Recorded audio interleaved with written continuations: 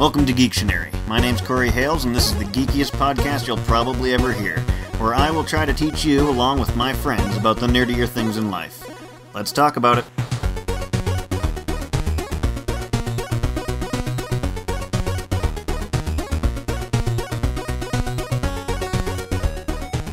Today, I am talking with Joe.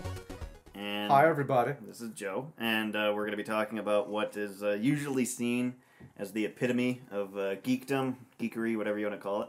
Yes. Dungeons and Dragons. Also known, yes. Yes. Or as some of them call it, D&D. Yeah. The first time I saw it was, I think it was AD&D, Advanced Dungeons and Dragons. Okay, that was when I got really into it. I played when I was younger, like the AD&D series on the NES cartridges, and they are so bad. Like, dude, like you can't even like control. Like, I think I maybe got to like the first goblin, and it killed off my entire party because you have to like it's with the NES controls, so you have to try and like click all your inventory and like try and click attack. Meanwhile, it's all like live action. It's just that's a bad idea. Yeah, role playing games, unless role playing video games should generally not be real time. You know? Yeah. It depends from the game. Like Diablo, that works because Diablo that's simple. works. It's simple. That's basically run around, click and clubber minions. Yeah, but if every time you had to like select the weapon, select the monster for each hit, which it sounds like you had to do, that sucks. Yeah. That was back in the NES days as well, where video games had like no idea how to properly there was no utilize any sort of user interface. No game tester. They're just like, is it finished-ish? Yes, okay, fine, ship it. Anyways, back to D&D. It was originally created by Gary Gygax, who everybody knows. Anyone that's played any Dungeons and Dragons. Stephen Colbert actually did I think he did one of his episodes based on Gary Gygax when he passed away back in 2008. Really? Yeah, he used to. Stephen Colbert actually used to be an avid Dungeons and Dragons player when he was like 8. Yeah. Yeah. So did Vin Diesel and Robin Williams. Really? Yep. Wow. Vin Diesel. Like, Vin Diesel. I know. Like, what the fuck? Actually, funny. What if Arnold Schwarzenegger played it? Like, I could just imagine him getting frustrated. I bet snapping pencils. Yeah. Just shoving dice into people's eyes. Yeah. I think the character he would have picked up would probably be like a spellcaster of some type because he's always like a he's always he's Arnie. He's the Arnold. He's Conan. He's the governor. He's the fucking barbarian. Thing is though, like I actually didn't know this when I was doing the research for this. Gary Gygax he didn't create it by himself. No, he had a co-producer. Dave Arneson. That's it. 1974. Yeah, I never heard that name before. No. You hear the thing is though, like if I had a name like Gary Gygax stands out. Yes. And double G. Yeah. Yes, there's double G. and any name with an X always seems kind of intense. Like yeah. Like I remember the Futurama episode that he was in. I fucking love that episode. I love Futurama. I'll have to watch that one. It's really, really good. There was a movie that came out based entirely called Bender's Adventure? Wasn't that? Yeah, Bender's Big Score. That's it. Yeah, they released 4 movies, which was if you watch them all, it's basically the missing season. So yeah. Gotcha. Yeah. Cool. Yeah. And as of 2008, it's in its 4th edition. I think AD&D was its. Yeah, that was its 2nd, because after that came 3rd edition. Yeah, and then 3.5. Yeah, 3.5, and then up to 4th edition now. I even heard too. There's a 3.75. It's like a hybrid of 4 and 3.5 because some players bitch about 4th edition because it's too simple. Like there's not much customization. But then with 3.5, there's so much customization that it's almost overwhelming with the paperwork. Like I'm a fairly novice D&D player and dungeon master. Yeah. So trying to learn all the rules and like getting to be as simple as possible so that everyone can enjoy whenever I host, can be a bit of a challenge. It's like starting into it with all the books and like there's a lot to read, man. Yeah. Like. The thing is the original D&D, from what I understand, was fairly simple, and then they did AD&D to make it a bit more complicated. That's why I think when they included THAC0 to hit against Armor Class 0, which I don't think they have in 3 and 3.5. Like, I've never heard of it. Yeah, heard of it. I never understood it, even though the thing is, to hit against Armor Class 0, that's what you need to roll. It's that simple, and I didn't understand it for years. So it's nice how they got rid of that and just introduced armor class. Yeah, it's just armor class. Yeah, no Thaco and shit. But yeah, I heard another thing that people had a problem with number 4 was that it came out fairly shortly after 3.5 and 3. I don't know about that one. No? People still had time to like collect the books and build up a proper arc. Like actually, my friend Gavin, between him, another buddy of mine, Richard, and Gavin's cousin, they have all of the 3.5 books like in existence, and they've spent like a good, I don't know, like maybe $1,500 to $3,000 collecting them. So something like that. So they've gotten a lot of use out of it as well. And actually, with 3.5 books there's one book called The Vile Book of Darkness, and that book actually got banned by the Christian Church, but that doesn't take much to get it banned from the Christian Church. I mean, especially with D&D, they've had a bad history with them. Yeah. It's obviously like the best known, the best selling RPG. Well, of course, ever. But have you played any other games? Any other pen and paper RPGs? Or you've played sort of. I played Hero Quest. That was sort of like before. It was pretty much the same thing, except there was an actual dungeon. There was already like a scripted like dungeon sort of thing. And it was like a board, and you get like a pieces and stuff. And yeah, you can still get those with D&D. Yeah. Like but in Hero Quest, I think, if memory serves me right, you're basically only limited to what classes were there. Oh, okay. So it wasn't like D&D, whereas with D&D it's opened up a whole new like role-playing aspect, whereas it's entirely whatever you can conjure, that can be your hero. Yeah. Last time I played that I can remember, I was a monk. And I, how like... I was reading the book and it mentions early on like one thing about monks is they take an oath of poverty. An oath of poverty. So every time we got loot, I would immediately give it away. I wouldn't sell it. Yeah. Just giving away money, giving away weapons and stuff, and it ended up really, really frustrating the other players because like I'd get my share of the loot, which would then it's basically just throwing it away because I'd give it to the. Well, because that's your oath of your character. Yeah. And it frustrated the fuck out of them. So, yeah. So as far as classes go, I think the basic ones are Barbarian, Warrior, which are your basic brawlers. Like, I think if anyone was to start in D&D, pick those ones because they are like your simplest. Like as far as stats go, you can carry lots of armor, you can kill lots of stuff, and it's pretty much your meat and potatoes brawler class. Yeah, super simple. Super simple, run in there, swing your axe, throw some shit from time to time, and After those two, I'd say the next two classes that would be maybe Thief and Monk. Monk is very similar to the other two, except it's a little bit, in my opinion, takes a little bit more of the role-playing aspect of it. Yeah. Which a lot of people don't do any of. And role-playing is what makes or breaks D&D. To me, that's really the biggest part. Because I can't act. And I see role-playing games and D&D and all that stuff as basically a group telling one story. Yes. Which is... completely. It's so fun. Anyway, the Thief is...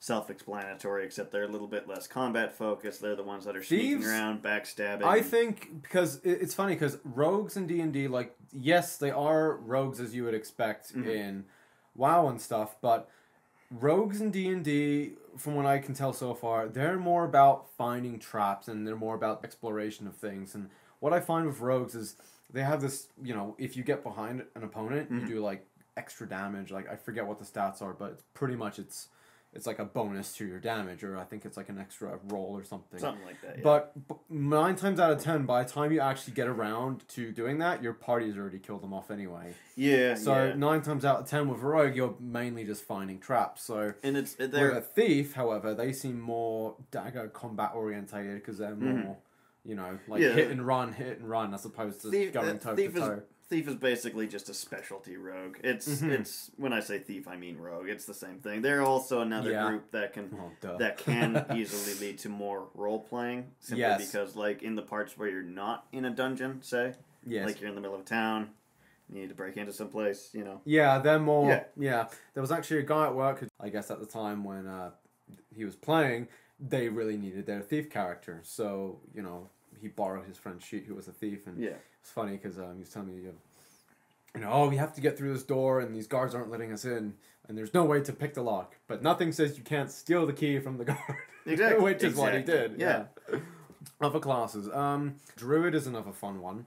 They're new. Like, for me, they're new. Druid and bards are sort of unique in a sense, because with druids, they rely more, like, they start with a animal companion. Yeah.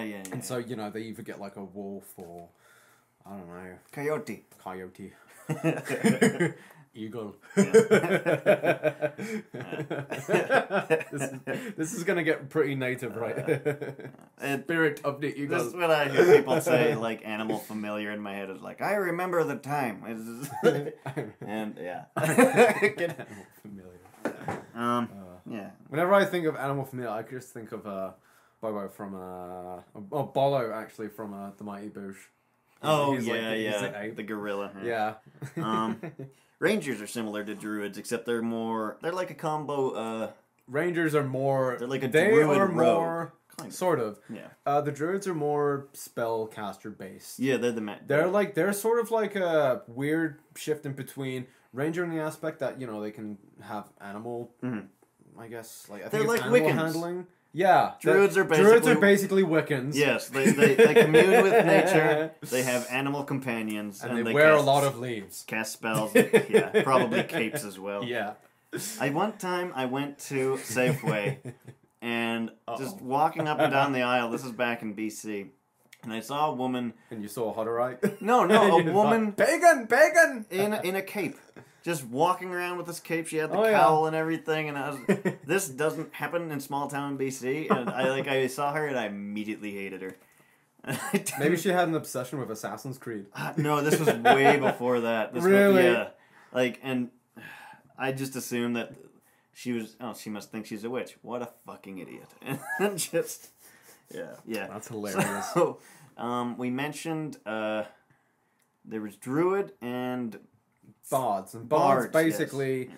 they're sort of spellcasters that rely on spells. Mm-hmm. So music, basically, yeah. Actually, my first character was a bard. Go figure. Yeah. I basically blinged him out so he had a turntable that I could actually sort of like, if I played it faster, I could speed up myself. If I played it slower, I could slow other people down, or I could. That's kind of cool. Slow my reaction time down, or except, something like that. But I mean, that was a real obscure, obviously, in whatever setting. But it's a medieval fantasy game. Yes. So turntables would be very hard to explain. Yeah. What is that obscure spinning disc you have there? Yeah. Yeah. Let me spellbound you with Dead Mouse. Yeah. Oh, Jesus. I guess the last two classes would then be just like three classes: wizard, sorcerer, cleric, the big magic dudes. Yeah. They're pretty much as simple as they sound, except with wizards. Wizards more than sorcerers require, in 3.5 anyway, a shit ton of paperwork. And pre-planning as well. There's a lot of pre-planning, and there's with wizards before you actually each round or each day, and a day in a game can really depend. It depends on what your characters have done. It highly depends on the DM and how they want to execute days, really. Yeah, like if you're... the DM is the main arbiter of the character's world. Yeah, GM is game master, or they also call the DM as dungeon master. Yeah. With any time you and your friends come and play the game, you're only playing for ostensibly a few hours. Yes. In the game, it could be one day, it could be many days, it could be 1 hour in the game, like a lot of stuff happening all at once. It's very fluid because it's storytelling. So. Oh, completely. But yeah, what the wizards have to do at the beginning of each day in game is they need to study the spells that they want to be able to have access to. They need to pick out their spells that they want to cast for that day, and then once they're done, they have to go back and read their spell books, reacquaint themselves. Whereas with sorcerers, the analogy I've come across with wizards and sorcerers is a wizard is sort of like a classically trained piano player because they know all the theory, but they have to read and basically play off piano notes. Whereas a jazz musician, they can just sort of play random notes and somehow make it all. That's actually a really good analogy. Yeah. Yeah, like the sorcerer, their magic ability is a natural, they're more innate thing. Yeah. And clerics, sort of like the clerics are sort of like the wizard, but they don't need to. The study is their whole studying thing is basically like praying to the Lord, whatever the name. Yeah. And then getting their powers Spaghetti for the day. monster. So yeah. Praying to the spaghetti monster and hoping that you don't get hassled by midgets or anything like that. So, or meatballs. Yeah, meatballs too. Yeah. The thing is, like, you're new to the game. How long have you been playing? Would you say? Well, from the actual time where I played my first game to like now, it's been like there's been like a gap of maybe like 3 to 4 years. Okay. But that's not really playing that often. Like I could count how many games I've actually played. Okay. So you're quite new. Quite new in that aspect. But I mean, like I tried picking up a while ago. I tried picking up I think it was from Chapters. It was like a newbies D&D for dummies. D&D for dummies in a sense. Yeah, there actually is a D&D for dummies. I know. There's a I read that, so that's kind of funny, but kind of sad that. I mean, the books tell you everything you need to know. Mm-hmm. Just buy the friggin' books. Don't buy a friggin' dummies guy on DMing. God, when it comes to D&D and role playing in general, there's two extremes, Jenner. There's the people that are obsessed with rules, which are usually the fans of the AD&D and the earlier systems, and then there's the ones which are more focused on the role playing and the story. Yes, there's definitely very different styles of gameplay depending. In my opinion, I think the best is somewhere in between, where like I think you and me and Joe met this guy named Brian the other day, and I think you guys were talking about how say some characters are fucking grappling. Yeah. Nobody knows what the grappling rules are offhand, except for like Rich, who we'll be talking to later. He can't join us right now due to heat stroke, and we actually have to turn off a fan in the room so that you could hear the buttery warmth of my voice with more clarity. Yeah, the smooth dulcet tones and the angelic tones of Corey. Yes, of course, and but like it was ridiculously hot. It's really hot now. We're in a small little room with carpet. Carpet is good for sound. Bad for everyone else. Yeah. Sound booths are always hot, though, aren't they? Yes. No matter where. Anyways, getting back to point. What were we talking about?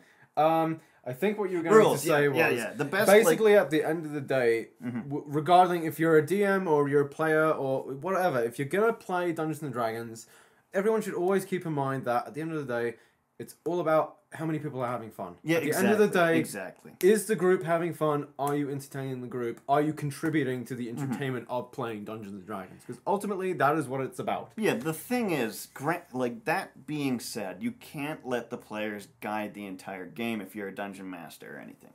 You need to have those roles. You need to have the rules. Another DM told me once, because if you try and write the story as a DM.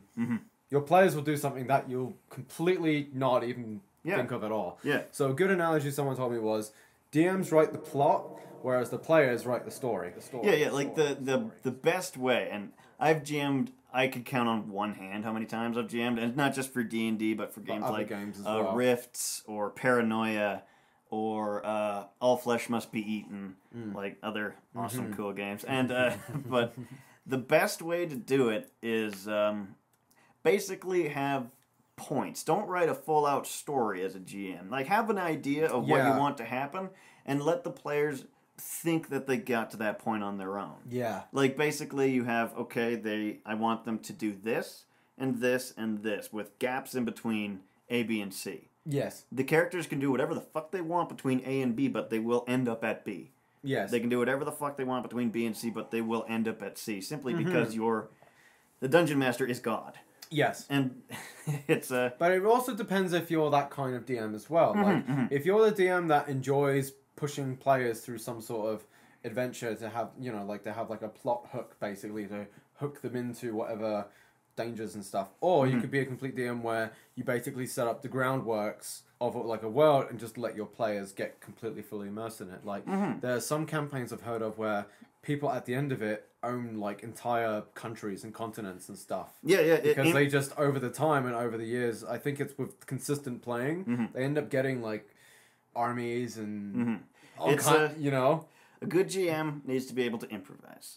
Even if you don't do the ABC thing, and you do like let the players do whatever they want, you need to rein it in. I was playing. This isn't not for D&D. I was playing Rifts, which is a game made by Palladium. It's a science fiction thing, magic Cool. technology. It's all pretty cool. That is cool. The problem is that the guy that was doing the dungeon mastering was he let us do whatever we wanted, and without really contributing. He was just sitting back and then occasionally like, okay, make this roll. Okay, these guys show up. Okay, this person does this. And it was too loosey-goosey to the point where like we would meet to play and he would be like, okay, so what do you guys want to do? Oh, wow. And just leave it at that. And the thing is because of that, we had no direction, so we built a town and started like getting deep into like the politics and making sure the citizens were happy and all this stuff, and it was really, really stupid. But that sounds like a different style of gameplay all in all. And if you're interested in that, that's you know, it was good to a point. But the thing is, Thomas, the guy that was in charge, the GM, the DM, whatever, he didn't want us to be there anymore, and instead of say giving us a mission, he ended up just essentially making the entire town revolt against us for very little reason, and blew up the entire town. And then so like, okay, now what do you guys want to do now? Basically, he let us build our little town, took it away, and then just like, okay, now what? Like fuck you, do it for a fucking purpose. Yeah. You know? Thomas Hoy, I know you're probably never going to listen to this. You're a fucking idiot. I'm just want you to know. Fuck you. Yeah, Thomas, fuck you. And this was, I think, 15 years ago. Oh, God. I'm still irritated. That's the... Okay, you know what, man? Grow up. I know. It's not like... Just fucking last night, couldn't get to sleep. Just think about fucking 15 years ago. It's just... If I start thinking about it, I can't not tell that story, and it reignites the flame. And once we're done recording, I will be like, that was dumb. And I'll just get on with it. But like, I haven't actually played any role-playing games in at least about 5 or 6 years. Wow. And it doesn't stop me from buying new books. Like, I keep on buying new shit. But the thing is like, Joe and Rich have both invited me to join their game and all that. And I will. It's just, it's always awkward and a little bit weird when you're joining a new role-playing group. It was awkward at first, the first game I played, because I didn't know at the time what I was getting into. And I think that's sort of the biggest thing to sort of get over. But I feel that anyone can really enjoy and play. It comes down to people's attitude. Yeah, you know, very much does. If you have the attitude and the want to immerse yourself in, you know, and basically put your role-playing trust into someone else to sort of let you feel. Fortunately, we had a really good dungeon master to introduce me. Yeah. And I think that says a lot as opposed to, you know, someone that's with Thomas, you know, letting you build a town and take it away. And then just acting as if he's just like, okay, now no big deal. Now what? Whatever you do, I'm gonna destroy it anyway. So. It's just finding out what the other player's role playing style is, because everybody what they want, what they like. It's like when I make a character, I like to at least try to make not a one-dimensional character, at the very least a two-dimensional character, give them a bit of depth. Yes. And some people don't, and like also again in the storytelling, like lots of people are just like, okay, roll, I hit. Yes. And in my mind, I'm like, where did you hit? Where were you going for? And like that's not necessarily making a called shot, but I like to flesh out the thing. Like, getting back to that, Rifts was the main game that I played. That and comes just before Dungeons and Dragons. Ooh, and my character... Rift was before... No. It was before Dungeons and Dragons, wasn't it? No. D&D was the first. That was the first one. Pretty much, yeah. But see, I thought there was one before that. Well, it's the first. It's the first in modern role playing gaming. Yeah. But like in Rifts, my character had a really high acrobatic skill, and it just came with the character class, and I was like, when the fuck am I ever going to use acrobatics? What? Yeah. Oh, geez, the king's going to execute everyone unless you do a backflip right now. And so what I would try to do is like, okay, I'm going to try and hit them, but I'm also going to use my acrobatics thing. So I'd roll the dice. Acrobatics is good. Roll it. Do I hit? And then just, like, do backflip and smack them in the head and, like, flying over top of them. Like, try to make, use the skills. Use the shit that you never want to use. And, it's just... I have a player, his name's Stefan, and he made a highly acrobatic shifter class that has he's a kleptomaniac, has insane ADHD with and his god is also one of the gods of the I think it's like the fourth rule or something, where it actually breaks the comic book. The Deadpool comics, like the fourth wall. Yeah, the fourth wall. That's it. Yeah. So every time he does something that's completely awesome, basically, it's nice because with that backstory, as a DM, I'm able to incorporate even more fun things based on his character. So what will happen is if he ever rolls a d20 on one of the moves, I have to make something happen that would be completely irrelevant or completely like, what the fuck? Like one time he jumped, I think he was jumping a gorge. Okay. And as he was jumping a gorge, because it was a perfect 20 roll, I says, okay, you're jumping through air. What tricks do you do? Tell me, what do you do? What do you do? Get him involved in his character with his skills. And so you describe, that's also good. The twists in the air and some flips and stuff. And I'm like, okay, and where do you land? How do you land? So he'll describe it. And and so at that point when he landed, I made a panel of judges appear randomly out of nowhere and give like points awards and like claps and stuff. So the other players, because it's so like, where did this come from? What's going on? They had to roll a reality check. Okay. That's really cool. See, that again, like, for the players that aren't natural, like, that won't naturally think up the acrobatic-y type garbage that I mentioned earlier. A good GM can sometimes, like, say, okay, like, well, how? Like, how did you do this? Yes. Yeah, which I think is very good. Yes. It's not necessary. Sometimes you just want to get through a battle, you want to get through something, and, like, in terms of the role-playing thing, sometimes you just don't feel like pretending to be someone talking to someone else. Like, just roll, fuck diplomacy. Okay, I did it. Yeah. Give me my shit. Boom. Done. Yeah, it's very much dependent. I think it's very, overall, D&D is highly dependent on the group you play with. It's very highly dependent. Oh, it's entirely, that's the whole thing. Yeah. Really. It's basically, it's who you play it with. Completely. I should mention, Joe mentioned rolling a 20. In almost every role-playing game, you have a 20-sided dice, and if you get a 20, that's the absolute best. It's a critical success, critical hit. 1 is critical failure, which is awesome, but for horrible reasons, as you can probably guess, yes. I'm bad with beer. Really? Dude, it's a twisty. I have dainty hands. Dainty. They have not seen a day of hard work. Nice. Well, cheers. We have beers. Which is... not something most people think of when they think of D&D. No. I remember times of trying to play this in oh god, I think it was at Richard's old place with his ex and some other people. Yeah. And they would like drinking coolers and stuff. And at the time I was like a partier drinker, like, why the hell are we playing D&D? You guys are drinking coolers, you guys are pussies. Yeah. Come on, fuckheads. They've upgraded now to, I think, Fruitinis. Oh, Jesus. What me and my main gaming group from way back when, like during the high school halcyon days, if you will, we mainly played at my friend Steve and Justin's. They both played the game, both big nerds, both awesome guys. None of us really drank at the time, because I'm new to drinking, which is... Well, each to their own. Yeah. Testament to the geekery, some might say. But anyway, they both, one of them would be making homemade fries and homemade wings and stuff like that, just like cutting up the chicken and boiling it. Yeah, we would play. It's like, hey, does anybody work for the next week? No? Awesome. Guess what we're doing every day all week? Fucking D&D. Really? Oh, yeah. Like week, like sprees of, what? Another friend of mine, different Steve, his parents would occasionally leave and go on vacation and stuff and leave him alone because they didn't love him. And again, like Steve's like, guess whose parents hate him? Guess who has the house to himself for fucking a month? We'd be like, half that month, role-playing games, we're doing LANs, we're doing...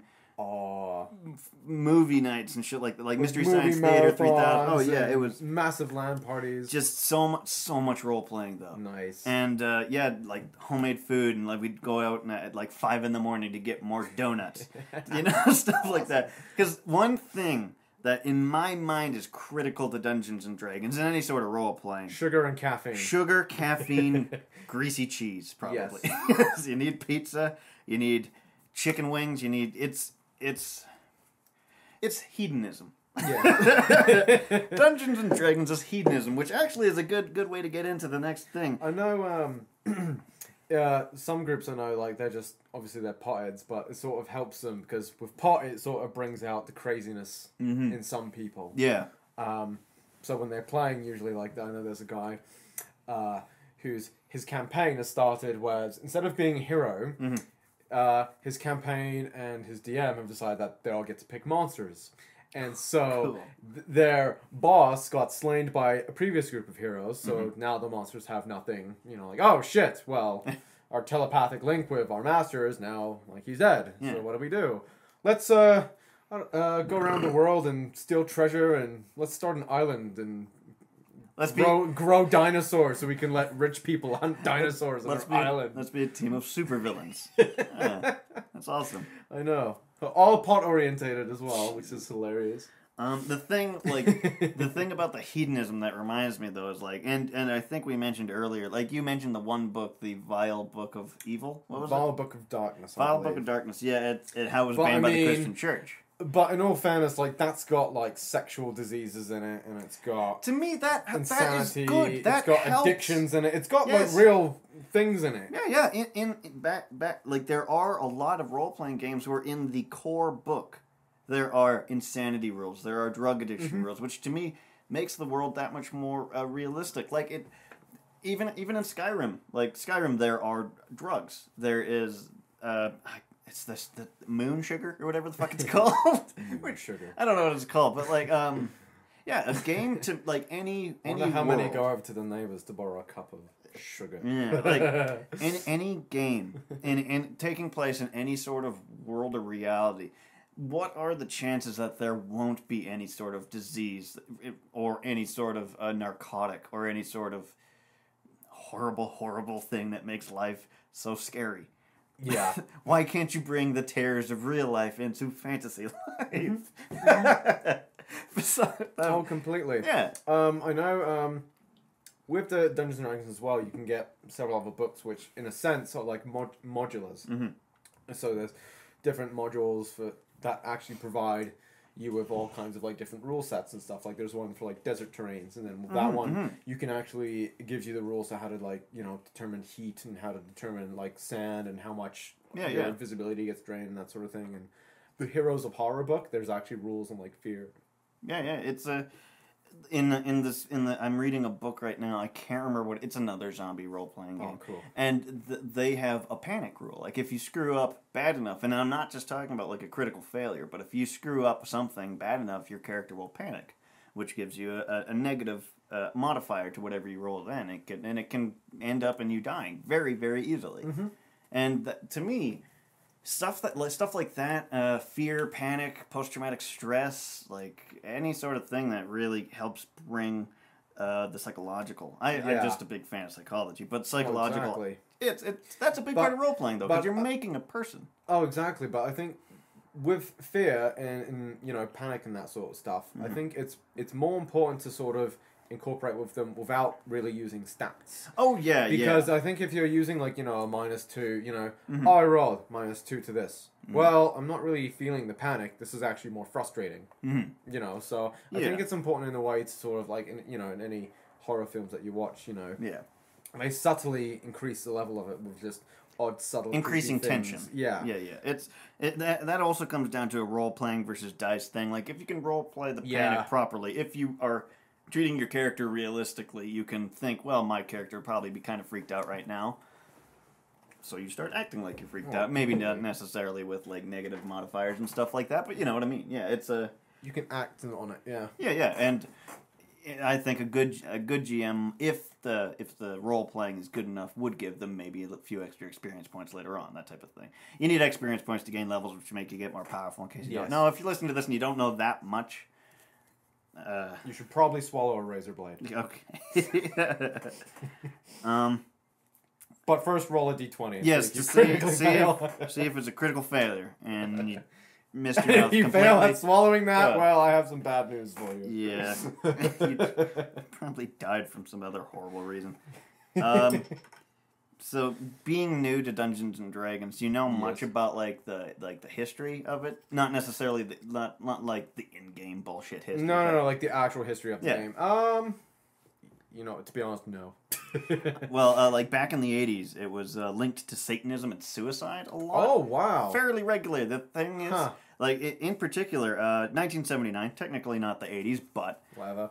Guy named James Egbert III he was a young prodigy at Michigan State University, right? Yeah. And there were steam tunnels in the university, which he went into to take some drugs and kill himself. And then it failed, and he ended up hanging out at his friend's place and hiding, leaving the state or leaving the city and all this stuff. Oh, wow! Like a big thing. But the thing is, his parents had gotten a private investigator to find out, like, where is he? What happened? And for some reason that I could not figure out, he sort of linked it to Dungeons and Dragons. It's like maybe he was live action. He was doing some Dungeons and Dragons live action thing in the tunnels, pretending they were caverns filled with orcs and goblins and other nerdy stuff. Wow. And the thing is the press got that and then started saying, like, oh no, that is why. Let's take this guy's fucking harebrained hypothesis and say, like, no, that's why. He died, he tried to kill himself because of Dungeons and Dragons. Of course. And, like, the thing is, they finally found out what happened. He's like, that's not why I fucking did it. And then he killed himself about a year later. Oh. You know, he got it right this second time. he tried again, failed, and then tried again. And that is a prime example of a 1 in 20. That has, yeah. He rolled a 1 on life. The thing is that had nothing to do with Dungeons and Dragons. That had to do with being a depressed kid. Yes. And that happens all the time. Kids kill themselves all the time. And they hurt others all the time. It doesn't mean that they're like, well, their elf must have gotten some sort of psychotic disorder or something. See, I think, if a person is willing to put their life in the faith of, whatever video game they seem to be interested in, whatever, in this case, role-playing game, then something up there is not right. There's a loose screw up there somewhere. Like the trench coat mafia thing. I've heard of people doing that with like World of Warcraft as well, like locking themselves in. Babies dying because the parents don't feed dying because them. they just get neglected because they're playing WoW. If it wasn't WoW, it would have been something else. If it wasn't, you know what I mean? Oh, completely. And like with people, when the trench coat mafia thing happened, they're like, oh, we should ban Marilyn Manson from doing anything. Marilyn Manson didn't do anything. If it motivated them to do it, it's not because he was trying to do that. It's because these kids were fucked up. Oh, completely. And we're looking for reasons. If you like, have you ever heard of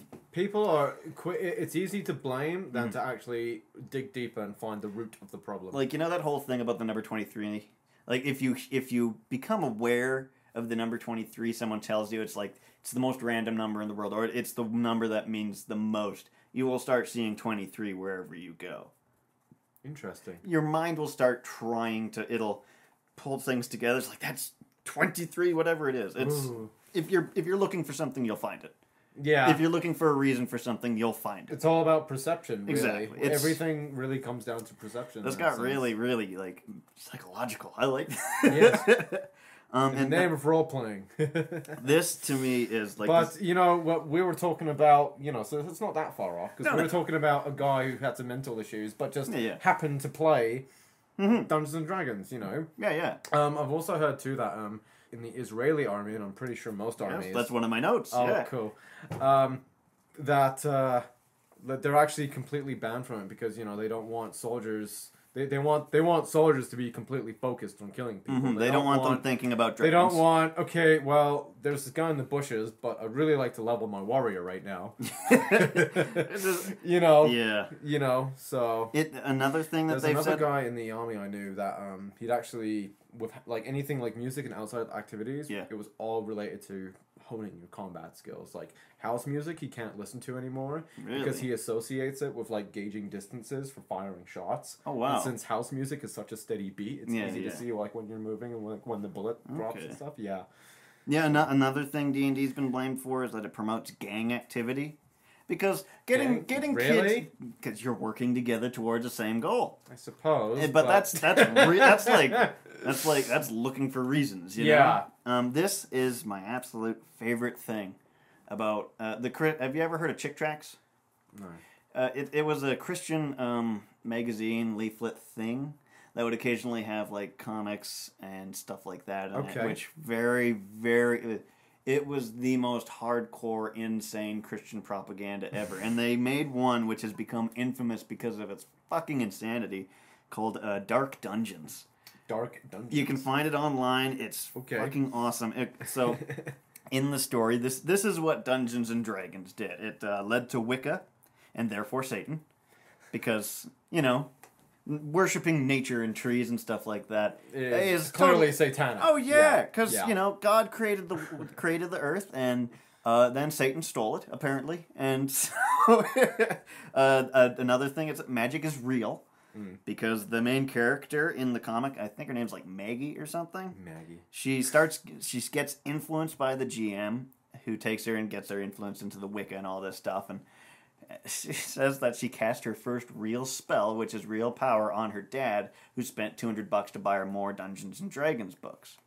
Because, again, magic is real. Magic is very real. Also, like, the first thing that happens in that is this one character's elf character dies, and everyone's just like, you have to leave the room now because you're not real. Get out! And stuff like that. And the kid hangs himself. Because, Powder Bow, or whatever the fuck his elf name was, had died, and therefore he had no more reason to live.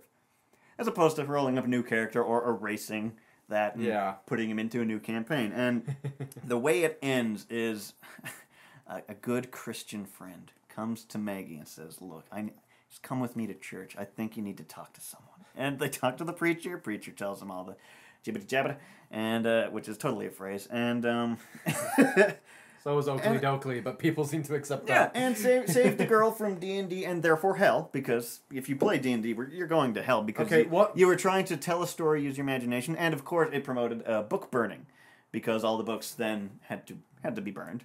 Well, it's the only way. It's not the only books they've burned, but that's a different topic. Yeah, it's if you can find it online, super easy, and it's totally worth reading because it's absolutely bonkers. Dark Dungeons. Dark Dungeons. Yeah. Okay. Cool. Yeah. Thank you, Joe. Yeah. You're welcome, Corey. Do you have anything that you want to plug or promote before we end?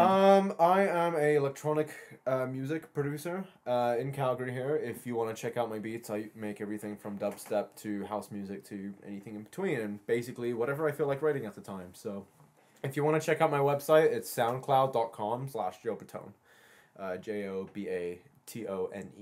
Mm-hmm. So it's good stuff. Like he showed me some stuff today. If anybody's seen the movie Attack the Block, some of it has a really cool sci-fi kind of sound to it without being like all like theremins and stuff, which theremins are awesome. But theremins are awesome. So thanks again, Joe. You're welcome. That's been Geektionary.